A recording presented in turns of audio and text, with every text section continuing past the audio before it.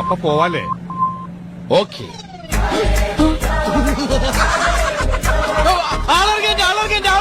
ആ എടപ്പിലി സ്റ്റോപ്പിലെത്താ. ബാക്കി വല്ലതും ഉണ്ടാവുകയാണെങ്കിൽ ആലുവയിൽ ഇറക്കാം. പിന്നെ പാപ്പി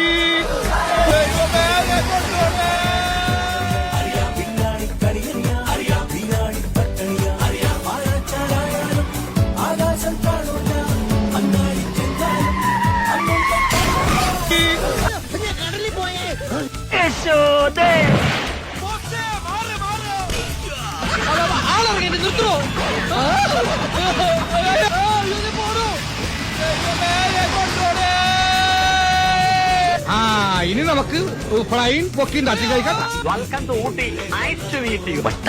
എന്നോട് ഒരുപാട് പേര് ഇങ്ങനെ ചോദിക്കുന്നു, അതെന്താ?